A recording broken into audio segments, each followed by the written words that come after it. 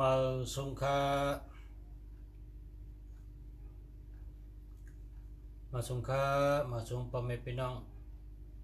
ผู้ทำเงินกูก็กูคนขามาสงตั้งเซงคามาสงคา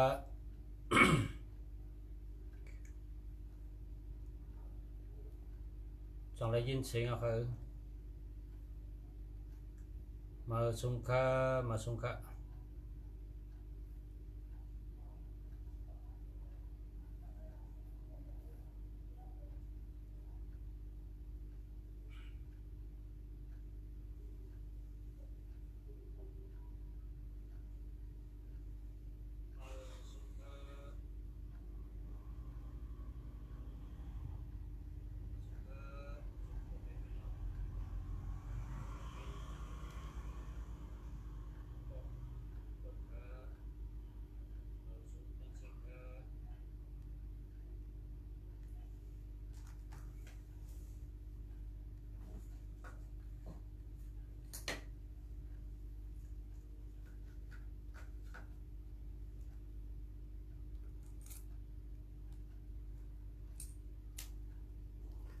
เขาเริ่มเสียสายจริงหลัง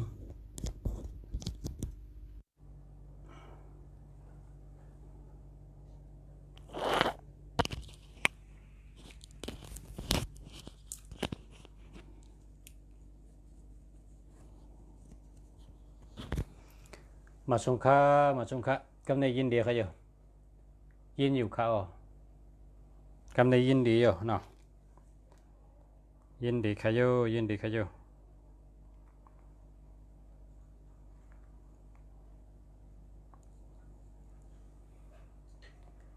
มาสงคามาสงคา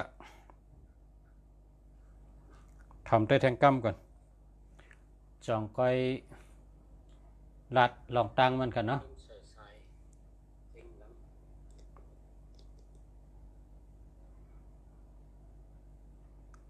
ทำได้ด้วย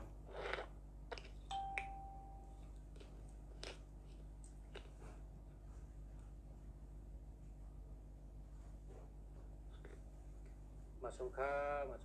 กำในยินเดียวกันอยู่ยินเดียวครับยินอยู่เขากำในยินเดียว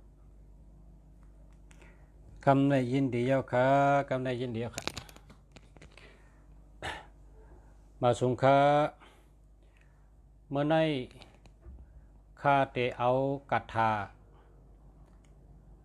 เจ้าเสียหลงเจ้าเสียวิปัสสนาเลยเจ้าตาเสยก็เขาเจ้ามีตดทบมีสองเกาะเป็นก้นหลังทั้งสองเกาะ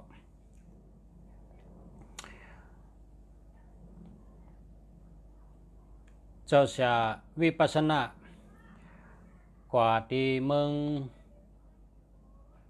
กัมพูชาเขาเจ้าซ้ำกว่าญาพองเปิ่นเฮ็ดบ่อยตึกกันว่าเขาเจ้าเลยไปเมื่อพองไปนั่นเจ้าเสียหลงเป็นผู้อ่อนโหรอดกัตถาอันไหนเพราะรอดกัตถาอันไหนเย้าในยักเอายอดไม้เนียบเฉยตีวันหูนี่เปิ้นหันตัวเฮาเขาว่ายอดไม้เบี้ยวเลยก็ได้เพราะว่าอะไรเป่ากระถาใน7 กำเอาเฉยตีวันหูเฮานี่เปิ้นหันตัวเฮายาก็พอเฮารอดกระถาในเฮเลียนเขาเตอโฮมต้นไม้เปิ้นก็หันตัวเฮา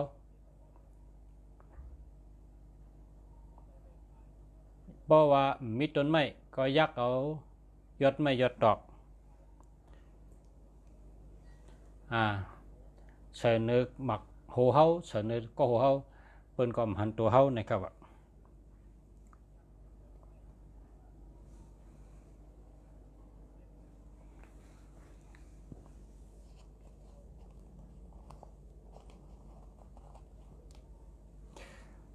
มันมี2 ปุก ตะปุกในเป็นกำไตโยโยอ่ำลบปาลีนะตะปุกในเป็นกำไตโยโยอ่ำลบปาลีอันนั้นก็ปอไหลหลอด7 กำแลนเข้าเตอต้นไม้ในเปิ้นหันตัวเฮาค่ะเปิ้นหันตัวเฮานั่นเป็นดิกไตเตะเป็นความไตเตะรอบปาลีค่ะอันนั้นปุกหนึ่งเนาะเมื่อในคำแล้วปรับดิกไตมาไว้จำนะปรับดิกไตคำแล้วมาไว้จำค่ะข้าเอาปาลีปันผู้ทำยินเขาเมื่อในเป็นกาถาปาลีก้อยกะเป็นก้นหลังเตะเอากระจามตัวก็เหมือนหนังว่านั่นนะเจ้าเสียลงเขาเจ้าเสียวิปัสสนาเขาเจ้าได้เขาเจ้าตัวทบอาติเมืองกัมพูชาหลอดเพมาเสแล้วก็มาอยู่ในเมืองไทยก็เจ้าตาเสหลอดเพตาเสแล้วก็เอาแจกปันลูกน้องตะเป้พอเผอกว่าตั้งเลยเฮาหลอดเพเฮาเปิ้นอย่าไปรัดต่อเฮาอย่าเปิ้นอย่าไปหันเฮาในก็เป่า7 กำพอเป่า7 กำเอายอดไม่ยอดตอกใส่ที่มาโหเฮาเปิ้นหันตัวเฮาเคยกะเฮาก็อย่าไปรัดต่อเปิ้นกะเนาะเฮาก็อย่าไปรัดต่อเปิ้นแล้วก็ก้นหลังทางกองซ้ำเป็นเจ้าหานนะเป็นเจ้าหานทั้ง2ก้อยนะคำในอาข้างเขาก็เต็มรัดชื่อเขาเพราะว่าคำในย้อนอาข้างมาพอเฮาในอาข้างเปิ้นพอเฮารัดชื่อเปิ้นในเปิ้นจอยตาลาเฮาก็เปิ้นฉะนั้นในย้อนอาข้างเจ้าเปิ้นและอันเจ้าหานได้คาเต็มรัดชื่อแต่ก็เขาก็จำตัวนี่เป็นเตะค่ะเขาลูกเอาตีสเนนเมื่อตีวันปังหูเขาตั้งใน1 โจมองควายครับเขาตั้งใน1 โจมองควาย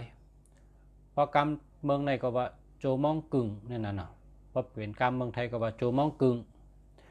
เขาตั้งไก่กะโจมองกึ่งข้า2ก็จะลาดว่ามาหาจำด้วยกระทะเจ้าเสียปันเนี่ยจงเตะเถือกเข้า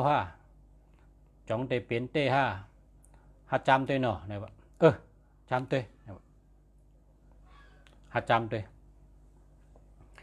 กับเนี่ยขาก็ยักเอายอดไม้ที่ฝั่งตั้งนั่นนะพอยักเอายอดไม้ที่ฝั่งตั้งก็หลอดน้ำมอตาซา3 กำพอหลอดน้ำมอตาซา3 กำก็หลอดกระถาใน7 กำเชลก็เอาเนียบใส่หม้อโหใต้กองนะเอาเนียบใส่หม้อโหใต้กองว่าเอาเนียบใส่ที่หม้อโหนะเนี่ยว่าอย่าไปรัดต่อเพอโปหบคนจอมตังอย่าไปรัดต่อเพออย่าไปอุบเพออย่าไปรัดต่อเพอหบคนจอมตังก็อย่าไปรัดต่อเพอกำนี้ขาก็มือกับข้าวตั้งในนาดีปลายกึ่งนาดีควายนั่นน่ะประกำเมืองได้ว่านาดีควายนะพอกำเมืองในประว่าโจมองกึ่งนะ1 โจมองปลายกึ่งนั่นน่ะโจมองกึ่งนั่นน่ะตั้งไก่แก่งก็ก็ในก็มือกับฮอตที่ปังหูลูกสันเนี่ยในมือปังหูเขาเจ้าซ้ำในข้างเขาเนี่ยเขาเจ้าซ้ำในข้างการในพอมือฮอตตีจ้องปังหัวเนี่ยเขาถามก้นอันจอมตังว่า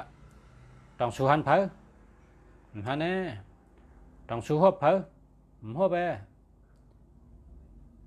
ฮบเตะฮบเตะค่ะหันเผอเตะหันเผอเตะค่ะชุดที่เขาขา2 ก็ได้หันเปิ้นขา2 ก็ได้หันเปิ้นก็กับคำนัดต่อเปิ้นนั่นกะนะพบเผอหลายอันว่านั่นพบตีแล้วพ บหิมเหลอเผอตั้งเผอมาจอมกันอุบชังกันในเขายินหมดอ่ะนะเขายินหมดก้วยกะขาสังกอได้คำรัดต่อเพอขามา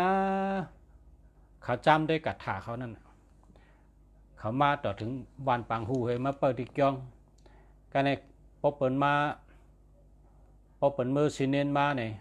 ขาสังเปิดถามมือชูมือเนี่ยต้องสู้ฮบเพอฮบเพอฮบกะต้องสู้หันเพอจำตั้งหันเพอกะใจโย่ละเชื่อเจ้าที่เขาหันเพอกะฮบเพอกะลงขาก็ยุ่มกระถากันเนี่ยนะขายุ่มกระถาเปิดถามตั้งใจเปิดถามนั่นน่ะก้นนั้นมือนั่นพอมือเสียเนี่ยนะหรือมากขึ้นนั่นของขาตั้งใจเปิดถามนี่จุ่มในเนี่ยเขาหบกันเนี่ยจุ่มในเขาหบเขาสองเจ้าในก็หันอ่ะเมื่อไกลต้องเขาติหันเขาเปิดถามตุ้ยนี่ขาก็เปิดถามต่อถึงเปิ้นปอกมาขาเปิดถามเปิ้นก็ลัดเหมือนกันหมดหบหันหบในหลายๆจังหวะกัดฐานในกัดเตะค่ะนะกัดฐานในกัดเตะเพราะว่าปกติรอดกัดฐานในก็รอดนำมอตาซา3 กัมนะพอรอดนำมอตาซา3 กัมก็รอดกัดฐานใน7 กัมเฮาก็เอายอดไม้นั่นยอดไม้อีสังมิจำเขาก็เอานั่นนะยอดสังก็เลยป้องอยู่จำเขายอดไม้อันเราจำเขาก็ยักเอายอดไม้อันนั้นนะพอไหลมาก็รดนำมอตาซา3 กัมแล้วก็รดกาถาใน7 กัมเป่าใส่พอเป่าใส่ก็เอาใส่ที่หมาโฮเขาเพราะเป็นก้นเฮือนได้เขาใส่ที่หมาโฮกันเนาะเพราะเป็นป้อมมีหมาโฮก็ใส่ที่บานหูนี่กันเอาเนียบไปกันนี่เนียบใส่มันอย่าให้ตกเสียก็กวาดตั้งก็เป็นหันเข้าหัวไม้ก็เป็นหันดีอามจะนะ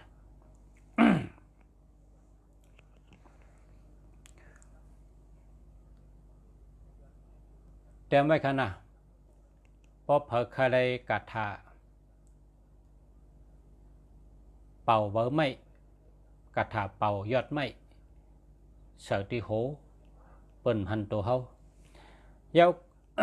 กำไตก็มีค่ะกำไตก็มีปุ๊กค่ะอันนั้น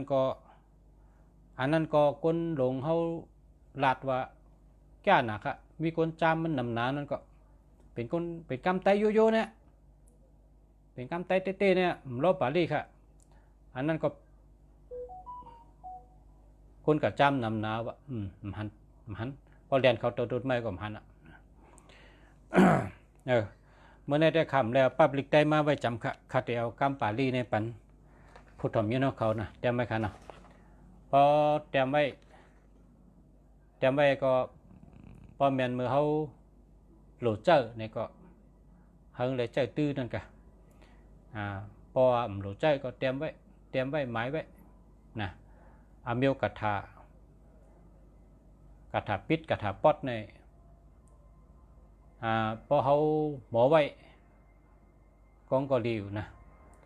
พอเมียนมือหมังปอกก็เขาหลบกว่าตีง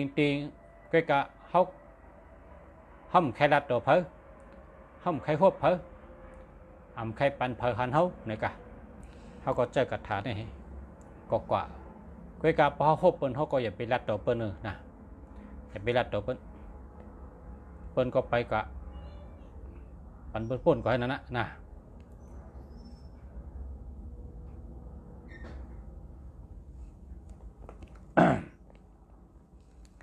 ในเป็นกระถาปารีกเนี่ยเป็นกำปารีกเนาะแต่มาคันเนาะพอมาคันเนาะตูตันกันเนาะคันเนาะแต่ไม่คันนะนะโมตัสสะภะคะวะโตอะระหะโตสัมมาสัมพุทธัสสะนะโมตัสสะภะคะวะโตอะระหะโตสัมมาสัมพุทธัสสะนะโมตัสสะภะคะวะโตอะระหะโตสัมมาสัมพุทธัสสะว่า3 กัมเนาะ 3 กรรมกับเนี่ย องอะสุปากามุมุกาปาสุอะสะทะปะวะวะปะทะจะอันตรายโยวินะสันตุวินะสันตุอันตรายโยวันไหนกันครับวันไหนกันอันนี้1 เปลี่ยนนะกำในถ่อมได้ลีนะแต้มจอมคึดขาดแต่หอดทั้ง องอะสุปากามุ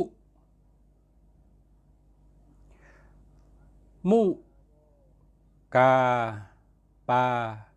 สุอะสะทะปะวะปะทะจะอันตรายโยวินะสันตุวินะสันตุอันตรายโย2 เปลี่ยนนะทั้งเปลี่ยนองอะสุปากามุกาปาสุอะจะทะปะวะปะทะจะอันตรายโยวินะสัตุ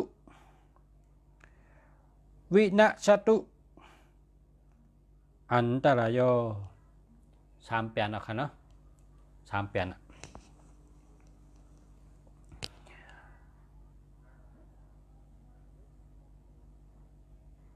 ไล่กัทาเรียเมื่อไหร่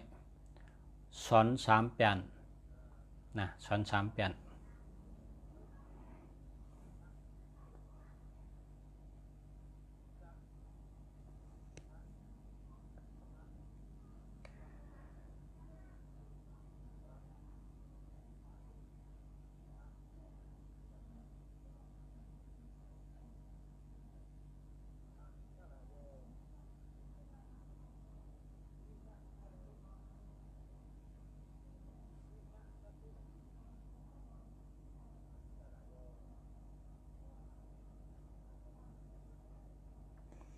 เจ้าเสียลงเต็มไว้ว่ากาถาเนี่ยนะเพราะว่าไหลทบเพเข็นปลายอ่ำรอดเพราะในจึงแป๊บเตอต้นไม้เสรอดติ๊ก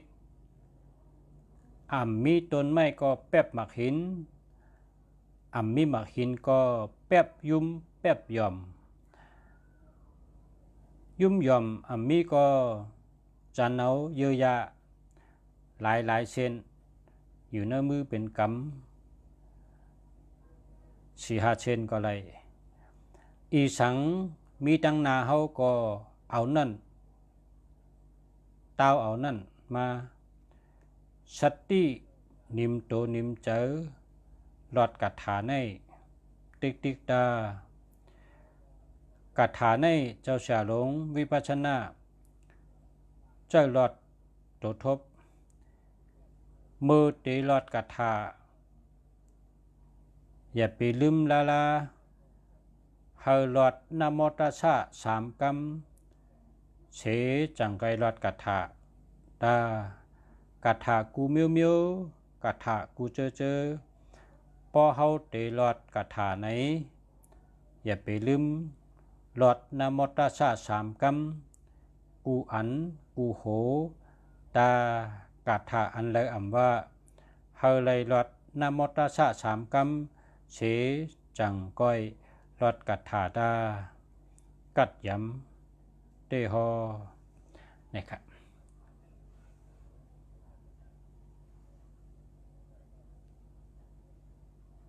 สาธุสาธุข้าเจ้าต้องเสกรรมค่ะต้องค่ะเตรียมไว้ค่ะละนะเตรียมไว้หมายไว้นะพอเขาเตรียมไว้หมายไว้เมื่อเนี่ยมันต้องก็มาผูกต้องก็มาฮื้อนะไว้เจอเย็นไว้เจอนิ่มคัดเจอเฮ็ดกว่าติ๊กมันตื่นตองค่ะ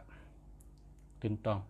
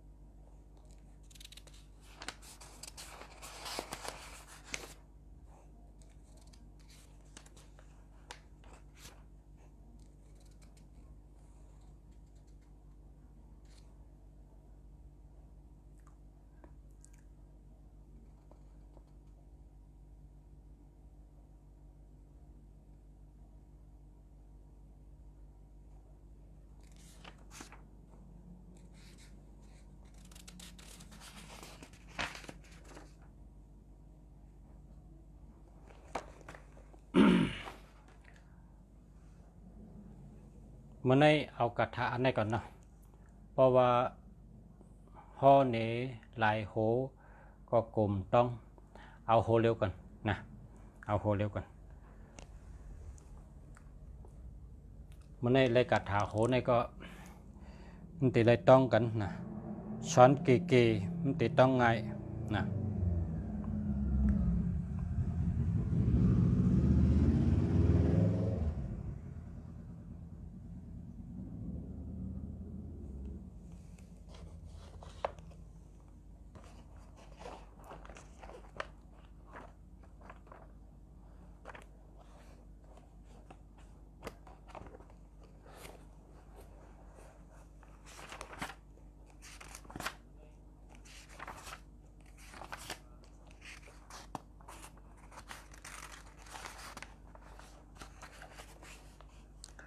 อุงอะสุปากามุกา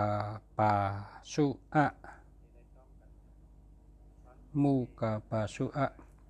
สัทธปวะวะปะทัจจะอันตรายโยวินาชันตุอันในอันที่เตรียมมาในกึดแทง2 แถวก่อนครับวินาชันตุหรือว่า2 กำครับ วินาสันตุย่อก็ขึ้นว่าแทงวินาสันตุอันตรายอนะครับอันนี้หลุดเต็มทั้งค่ะชื่อว่านางยิงไตนะครับเนาะเต็มเข้ามาเนี่ยเต็มทั้งสามบรรทัดค่ะเต็มทั้ง3บรรทัดกึดแทงวินาสันตุในแทงบรรทัดหนึ่งแล้วก็อันตรายอสองบรรทัดฮะเต็มทั้ง2แถวค่ะนะ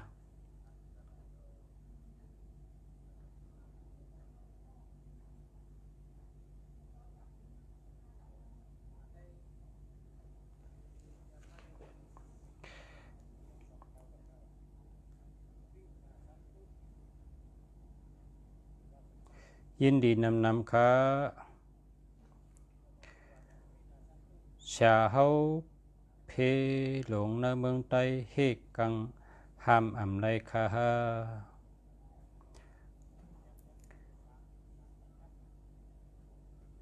ย้อนเฮาย้อนเมตตาใหญ่ๆนำอันย้อนเฮาเจ้าสังฆาเขาเจ้าหล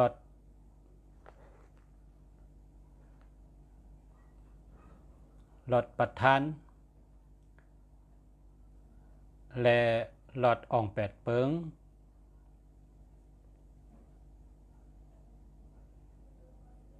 และกัตถาหรือเพกูไม่มีอันมีนำหนาเนาะให้เขาเจ้าหลอดยามกลางวันติ่งนะตั้งแต่9 โมงต่อถึง11 โมงอันนี้เป็นยามบนห้องว่ายามกลางวันติ่ง9 โมงต่อถึง11 โมงนะครับนะอันเฮาคาเป็นตะกาในย้อนเจ้าเขาเมตตาฮอปันกาถาลึบเพและกัดถาอ่องแปดเปิงเฮก็หยัดน้ำในข้าวยาม9 โมงต่อถึง11 โมงค่ะเฮ็ดจากนั้นกันเฮ็ดกูจ้องในวันเมืองกัดเย็นค่ะอันในมีกองถามมาว่าเพในเมืองใต้เฮ็ดเฮเย็นจังไรค่ะเนี่ยอันคาดลัดจังไหนในเมืองกุปอกในเมืองไทยในทางเมืองลาวในเขาตึกกันเข้าตั้งเป็นเขาตั้งหึงค่ะนะเขาตั้งหึงเจ้าชาเขาว่าได้เป็น10 ปีบนตึกกันนี่นะพี่น้องกันนั่นแหละพี่น้องไทยทั้งพี่น้องลาวตึกกันเมื่อกุปอกเมื่อก่อนนะเมืองไทยในเฮ็ดถือในว่าเมื่อพองนั่นเมืองไทยในก็เฮ็ดเหมือนคาวานี่ค่ะพอว่ายาม9 โมงถึง11 โมงในเปิ้นสวดมนต์ปันตับศึกไทยนะสวดมนต์ปันวันเมืองไทยข่าวยามนั้นค่ะสวดกาถาเมวันเมเมืองและกาถาพระหงส์นะในข่าวยาม9 โมงถึง11 โมงสวดกูจ้องเฮียพอสวดแล้วก็หยัดน้ำปันนะอันนี้วันเมืองกัดเย็นค่ะอันนี้ได้เปิดเฮ็ดที่เมืองไทยค่ะที่คารัดนี่แหละเปิดเฮ็ดเทก็เตอเร็วได้เย็นเอาขนาดเขาขาได้มายินปืนก็เยาก็หมักกองซึกไทยและหมักกองซึกลาวนั่นเปิ้นก็เก็บมาทั้ง2 เมืองค่ะเปิ้นเอามาเฮ็ดพระลาเป็นเจ้านะเปิ้นเอามาเฮ็ดพระลาเป็นเจ้าพระลาเป็นเจ้าสู่นั่นสุกให้ได้เอามือในเฮ็ดไหนไปค่ะตัวเดียวนี่มีค่ะตัวเดียวนี่สื่อพระลาห้องว่าพระลาหามหยัดนะครับพระลาสู่นั่นค่ะนะพระลาหามหยัดพอเป็นกำแต่ในปองว่าพระลาหามพี่น้องกันอย่าไปตึกกันพี่น้องกันอย่าไปพิษกันนะครับว่าห้ามในก็ห้ามนั่นน่ะหยัดอันว่าเป็นกำปาลีหยัดพี่น้องญาติกาเจอเคอเหลียวกัน ญาติกาสายเจอคือพี่น้องกันก็อย่าไปพิดกันอย่าไปพิดกันอย่าไปยื้อกันนะครับกวยกับกำไทยในเขาลัดปดว่าพระปังหามยัดนะครับว่าพระศูนย์นั่นนะเปิ้นก็เอาหมักกองเล่าให้หมักกองไทยให้ขึ้นมาเฮ็ดพระให้เฮ็ดไว้เจ้านั้นมาเร็วได้อันเย็นนะครับมาเร็วได้เมืองไทยกัดเย็นนะครับเฮาขาดได้ยินเจ้าสาวใครเนี่ยก็เฮาคึดเมื่อปานนั้นแหละก็กาเจ้าสาวในได้เป็นป้าเจ้าสาวป้าเงออันกะเพชรน่ะมาควันบันก้นซึกเจ้าสาวก็หลอนเร็วหลอนหึงมึงเจ้าใครในเมืองเจ้าไปหลอนได้กับเพชรน่ะมาควันบันน่ะเฮาซึกไทยเขาหลอดเพนั่นนะแล้วก็พอข่าวยามเก่ามองถึง11 โมงในเขาจะหลอดกระทามีอยู่ค่ะเขาเจ้าฮู้เจ้าช่างกันต่อค่ะเจ้าช่างขาวเขาเจ้าเขาฮู้ว่ากระทานเลยนะอันกระทารอดเพนั่นกะนะกระทาปปัจจานิยกรรมว่ากระทาลึบพิมพ์ดีออกป่นวันป่นเมืองนั่นน่ะกระทาตั้งกรรมไทยได้ขว่าทางเมียวนะทางเมืองไทยเอาแต่ว่าฉะนั้นนี่กะปปัจจานิยกรรมว่าแล้วก็อ่อง8 ปึงนะเขาลอดเขายามลอดเนี่ยลอด9 โมงถึง11 โมงครับนะเป็นยามจังนั้นครับเขาแจกไว้ยามในว่ายามใน9 โมงถึง11 โมงในเป็นยามขุนนะครับนะ4 โมงนะ4 โมงถึง6 โมงในยามขิงพระราเป็นเจ้าในว่านะ4 โมงถึง6 โมงในขิงพระราเป็นเจ้า9 โมงถึง11 โมงในยามขุนนะครับ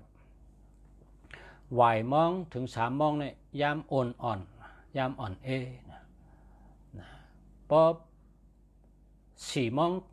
กลางค่ำเมื่อต่อ7 โมงในบนห้องว่ายามผีนะครับ4 โมงถึง7 โมงนะยามผีเขาตื่นแล้วครับว่าผีเขาลูกหากิน4 โมงถึง7 โมง8 โมงต่อถึง11 โมงนะ8 โมงกลางค่ำเลยนะนั่นใช่ยามอันแทงเมลกับไตเขาแต่มีฉะนั้นนะกำไตว่าเหิมหัวเหมือนว่ายามเทพกำไตว่าเหิมหัวยามนั้นไปหูตีปองแต่ว่าหูตีปองแต่ไปกำไตแบบมีนะยามเทพเพราะว่าเตียงขึ้น12 โมง1 โมง2 โมง3 โมงเขาจำว่าเป็นยามผู้ลักนะครับเขาแจกไว้เป็นข้าวยามเขาไปตังนี่นะเป็นยามผู้ลัก12 โมง1 โมง2 โมง3 โมงในยามผู้ลักนะ3 โมงถึง4 โมงนั่นจำเป็นยามขุนจิกยานะครับมีโจมองนึงเพราะ4 โมงไปอินเมื่อต่อถึง6 โมงทำขึ้นเป็นยามพระเป็นเจ้านะขึ้นถึง6 โมงยามพระเป็นเจ้า6 โมง7 โมง8 โมงอันนั้นเป็นยามกุล9 โมง10 โมง11 โมงเป็นยามขุนนะครับเขาเฮ็ดนั่นแจกไว้จังว่าเพราะเป็นการขุนให้เขาขึ้นกับเฮ็ดยามขุนขึ้นเพราะเป็นการขุนให้เป็นได้เตะ9 โมงเมื่อถึง11 โมงครับ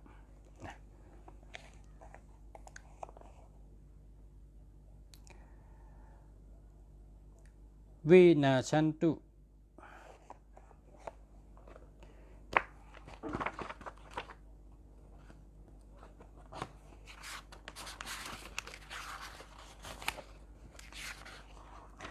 วินาชันตุอันตรายโยวินาชันตุอันตรายโยถูกเยอะค่ะแม่นค่ะก็ในเต็มถูกค่ะเต็มถูกค่ะแม่นค่ะอร่อยก็ลูกค่ะโอ้เนี่ย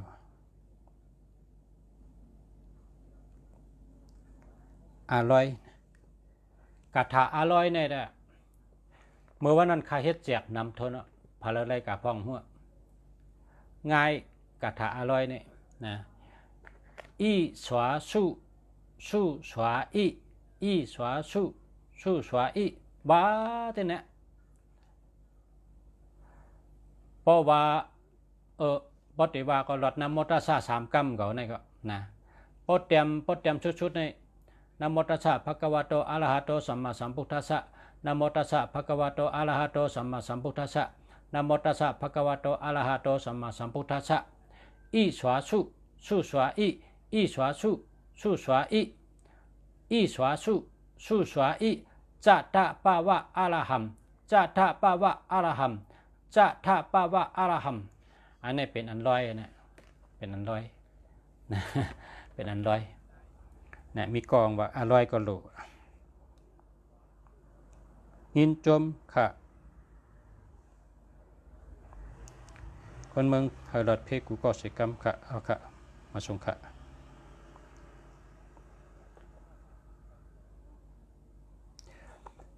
ตีปึงสูงสุดเท่าได้เฮาโลป้าหมอยาเขาแตกเฮอ่อนกันย้อนเฮอกูกันกูจ้องโฮกะทะกูจ้องค่ะเหมือนจังข้าวางเลยเพราะเมืองไทยก็ยามเป็นซึกเมื่อกูปอกเขาก็ตึกกันเขาให้นั้นนี่ฮะเมื่อเร็วในเมืองไทยเขาเป็นซึกตึกกันอันแต่ว่าข้าวยามไว้นั่นน่ะมันเตะเกามองต่อถึง11 โมงค่ะนี่9 โมงต่อถึง11 โมงครับนะนี่เป็นข้าวยามมันนะพอเฮ็ดปันพระราเป็นเจ้าในเฮ็ดเจ้าเมืองแรง4 โมงกึ่ง5 โมงเอาเป็นต่างส้มโตนะขิงพระราเป็นเจ้านะพอเฮ็ดปันขุนในเฮ็ด9 โมงต่อถึง11 โมงนะครับเฮ็ดกันให้ตื่นขุนนั่นนะเฮ็ดปันดีก็เยอะเฮ็ดปันให้ก็เยอะปังค่ายก็เยอะปังขึ้นก็เยอะปังลงก็เยอะเฮ็ดข้าวยาม9 โมงต่อถึง11 โมงย่อพอเฮ็ดปันผีนะพอเฮ็ดปันผีจำเฮ็ดกลางค่ำ7 โมงนั่นน่ะกลางค่ำ7 โมงนี่เป็นผีเตะผีตะกับผีอันที่ตายเห็มได้ใบหูโตเช่นนั้นก็เป็นย่ำนั่นนะโปรแกรมไทยในเป็นห้องสังพระวิสีมันเป็นผีที่ตายหุงตายหาตายกามมีเพอตักเสียงตองเช่นนั้นยาม7 โมงก็กำไตว่าหึมผีไตเขาก็ว่าผีนั่นนะผีตะกับผีนั่นไงไตเขาแต่นะแต่เมืองไทยเนี่ยเขาได้ว่าเป็น3 ชื่อไว้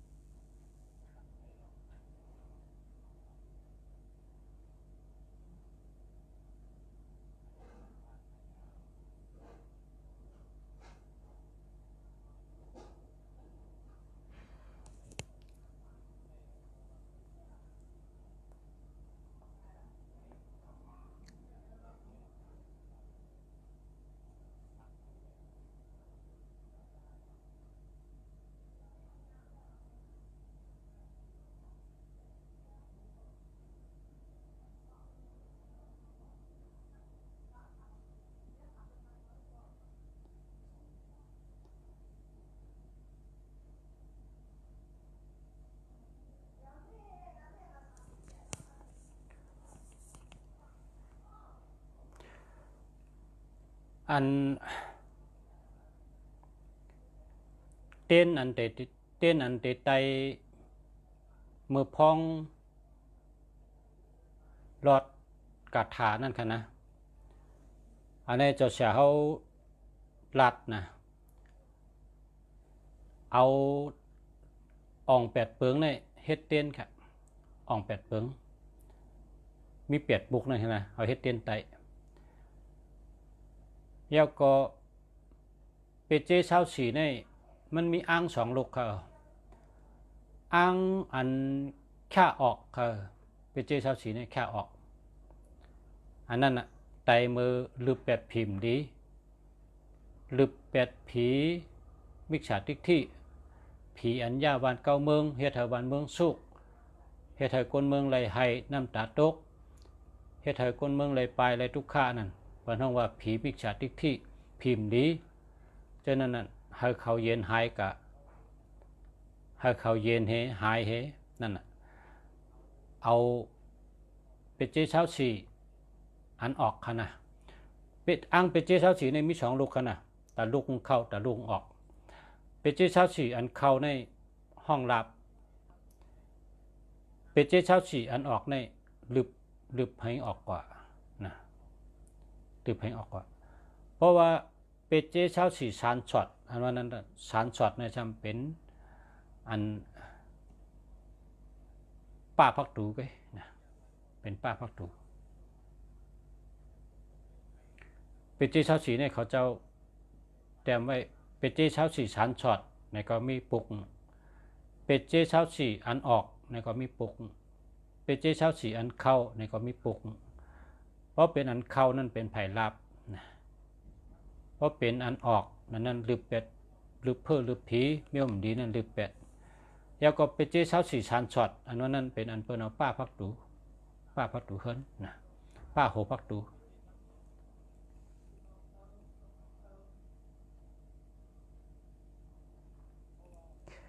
เตียนอันเตียนมือเขาหลอดมือพ้องเขาหลอดกับถาลึบอันเมี่ยวมดีนั่นน่ะเขาแต้มอ่อง8เปิงในฉันในเจชาแต้มทั้ง8ปุกแต้มอ่อง8เปิงฉันในเจชาให้เขากิ่งเฮ็ดเต้นนะกิ่งเฮ็ดเต้นเจิงก็เสือปาก8นะเจิงเสือปาก8เอาอิติปิโสจุก37สักขะโตจุก37สุปฏิปันโนจุก37แล้วก็ปุกทะสิทธิธรรมะสิทธิสังฆสิทธิปิเจกปุกทะสิทธิเจ้ายาหันตาสิทธิสัพพสิทธิกิจจังสิทธิกัมมังสิทธิกาลังสิทธิกินจิวะจิ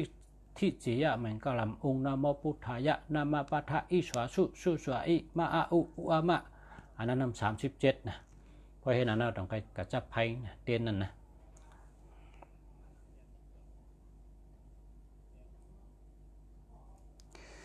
หมอครับเปิ้นสลาเฮาก็มีในเมืองไทยก็เปิ้นหมอนำหรือเฮามีนำน่ะเฮาโหลเข้าหานะเฮาโหลเข้าหาคนมีตังหู้นำน่ะเหมือนเจ้าหลงเขาจะในเขาหู้สลาหลงเขาจะในเขาหู้น่ะเฮาคาหมอมาปิญญาเนี่ยก็เปิ้นมีสลาอะไรเฮาหมอสลาเฮาเขาอันแต่ไว้ในปับก็มีอันรัดนี่ก็มีมันก็คนหู้นำพอเฮาใครเฮ็ดเฮาก็กระตึงปังเปิ้น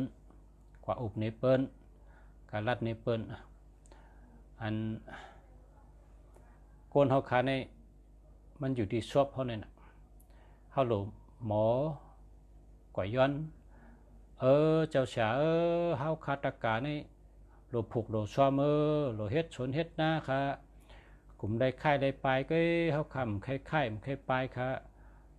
เฮาคาใครผูกใครช้อมผูกพักผูกโถผูกง้าผูกแดงผูกเขาผูกนั่นเฮาค่ะย้อนเฮาเจ้าเช้าเขาอันจอยปันเฮาตะกาใช้กำค่ะเมตตากรุณาเอ็ดรู้เฮาค่ะใช้กำค่ะเจ้าเช้าเขาเฮ็ดปันอัน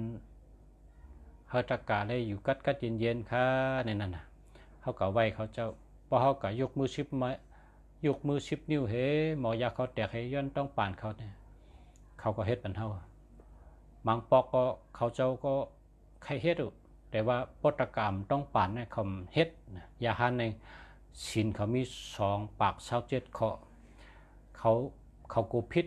เขากูพิษคำพัดเฮ็ดพอเฮาก็ต้องป่านพอเฮาก็ย้อนเขาก็เฮ็ดปันเฮาเขาก็จอยเฮา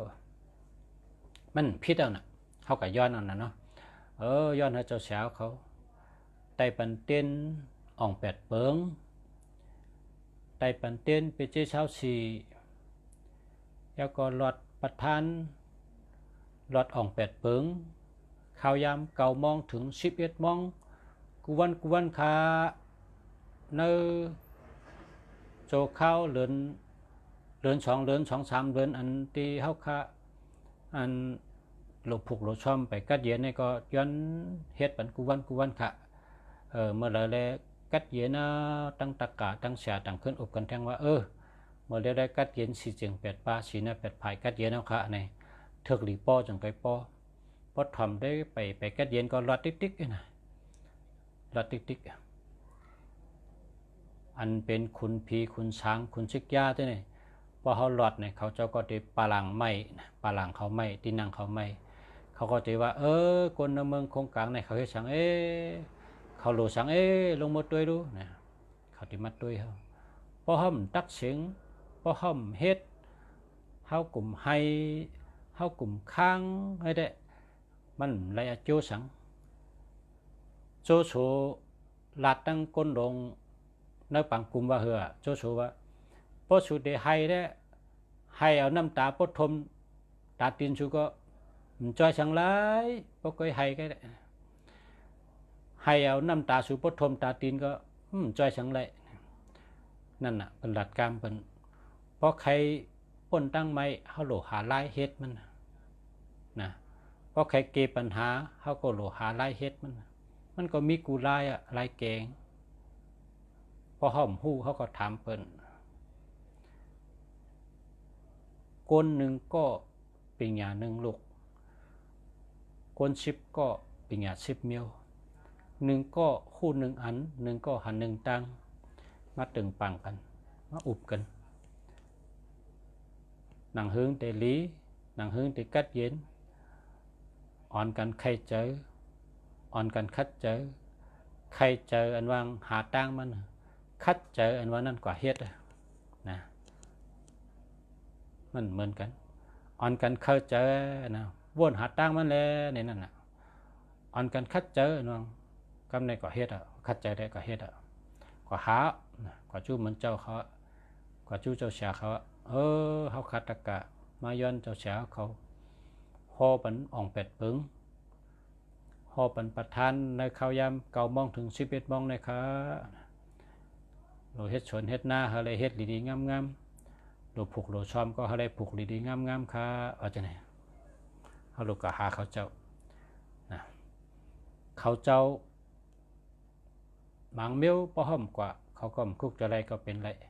หมางเมียวคุกจะไรป้อห่อมก็ย้อนเขาเฮ็ดปันเฮาก็เป็นไรเฮาลูกกว่าเฮาลูกเข้าหาเข้าให้ถึงนะเข้าตึงปังเข้าต้องถามจังได๋เฮาจะได้ความตอบอันเฮาใครฮู้นั่นน่ะนะอันเฮาใครเป็นอันเฮาใครฮู้เฮาจะได้ความตอบพอเฮาเข้าถึงเข้าฮอดพอเฮาอยู่ให้อยู่แค่ได้มีหยังดีขึ้นให้ก็บ่รู้ให้ใจเรียกก็บ่รู้ใจเรียกพอเป็นก้นเนี่ยเปิ้นให้เปิ้นใจเรียกนะเราหาลายมันนะเราหาลายมันเราเล็บเห็นเราเห็นหู้เราคัดเจอเราครึ่งป้องเราวนเราหาเราเฮ็ดเราเข้าฮอดถึงตึงปังอบโอ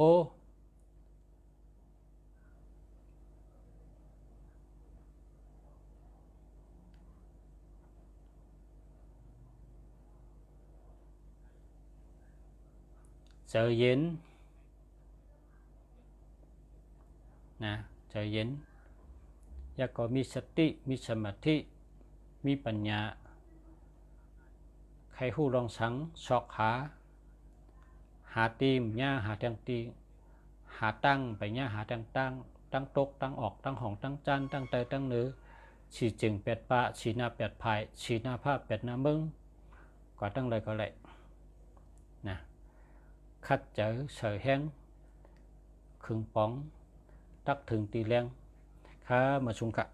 อุบตันมาเนี่ยกันได้กันย้อนชูเฮปอมเมพี่น้องผู้ทำพี่น้องเขากูก็กูเจ้าย้อนเฮอยู่ดีกินหวานเหตุการณ์ขึ้นอย่างมาสูงเกี่ยวดีลาบดีการเงินดีการงานดีย้อนเฮอยู่ดีมีเงินห่างดีกึกปืนกูก็กูก้นกูก็กูเจ้าใส่คำขามาสูงขา